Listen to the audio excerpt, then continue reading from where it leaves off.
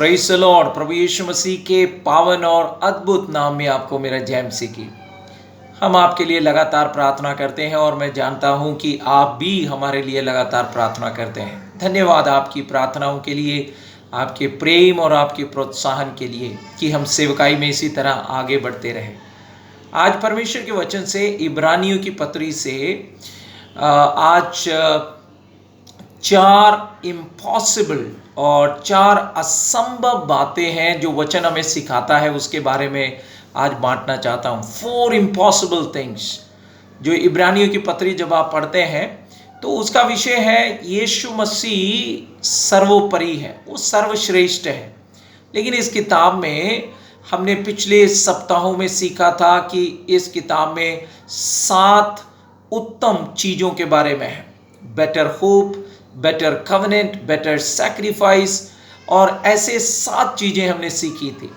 लेकिन आज आपके साथ में परमेश्वर के वचन से इब्रानियों की पत्री से 4 इम्पॉसिबल थिंग्स, 4 असंभव बातों के बारे में बांटना चाहता हूँ। और पहली बात हम पाते हैं 10वां अध्याय उसके 4 आयत में लिखा है, क्योंकि यह असंभव है कि बैलों और बकरों का लहू पापों को दूर करे।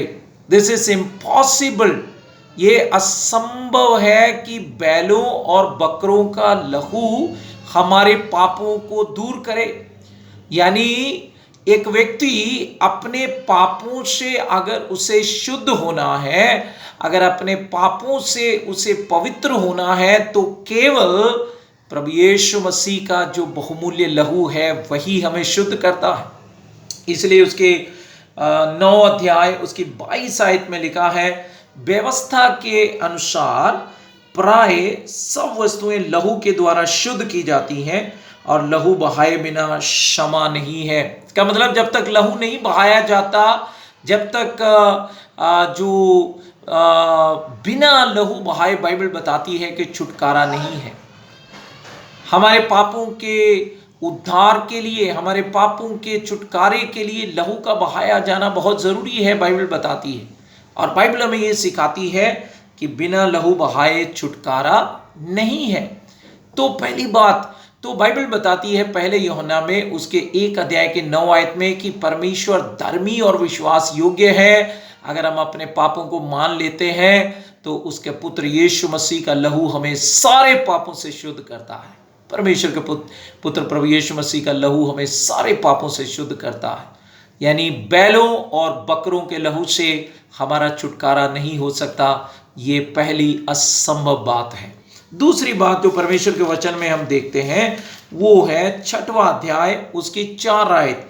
वहां लिखा है, क्योंकि जो लोग एक बार ज्योति पा चुके हैं और स्वर्गीय वरदान का स्वाद चख चुके हैं तथा पवित्र आत्मा के भागी बनाए गए हैं, परमेश्वर के उत्तम वचन का तथा आने वाले युग की सामर्थ का स्वाद चख चुके हैं, यदि वे भटक जाएं तो उन्हें मन परिवर्तन के लिए फिर से नया बनाना असंभव है, क्योंकि वे अपने लिए परमेश्वर के पुत्र को पुनः क्रूस पर चढ़ाते हैं और खुलेआम उसका अपमान करते हैं। ये लिखा है। दूसरा, वे जो परमेश्वर को चख चुके हैं, वे जिन्होंने परमेश्वर के अनुग्रह, परमेश्वर की कृपा, परमेश्वर के प्रेम, परमेश्वर के वचन की भलाई को चखा है, जब वे परमेश्वर से दूर हो जाते हैं तो उनका वापस आना, उनका मन परिवर्तन फिर से होना, वचन बताता है कि वो असंभव है। और ये उसी प्रकार है जैसे यीशु मसीह को बार बार क्रूस पर चढ़ाना, ये असंभव है। दूसरी बात। तीसरी बात जब हम पढ़ते हैं तो उसके 10वें अध्याय में हम पाते हैं, 10वें अध्याय उसके 6 अध्याय की 18वीं आयत में, 6 अध्याय की 18 आयत में हम पढ़ते हैं कि हमें 2 अटल बातों के द्वारा, जिनमें परमेश्वर का झूठ बोलना असंभव है, दृढ़ प्रोत्साहन मिले। अर्थात हमें जो शरण पाने के लिए दौड़ पड़े हैं उस आशा को प्राप्त करें जो सामने रखी गई है। तीसरी बात जो लिखा है कि परमेश्वर झूठ नहीं बोलता, उसकी जो प्रतिज्ञाएं हैं वो अटल हैं। परमेश्वर की प्रतिज्ञाएं अटल हैं। It is impossible for God to lie. And we can trust the promises of God. परमेश्वर के वायदों को आप और मैं, हम लोग विश्वास के द्वारा उसे अपना सकते हैं और उसे अपने जीवन में अनुभव कर सकते हैं। तीसरी बात, चौथी बात, 11वां अध्याय और उसकी 6 आयत में हम पढ़ते हैं। वहां पर लिखा है कि विश्वास के बिना उसे प्रसन्न करना असंभव है, क्योंकि जो कोई परमेश्वर के पास आता है उसके लिए यह विश्वास करना आवश्यक है कि वह है और अपने खोजने वाले को वो प्रतिफल देता है। जो चौथी बात है, विश्वास के बिना परमेश्वर को प्रसन्न करना असंभव है। It is impossible to please God without faith. विश्वास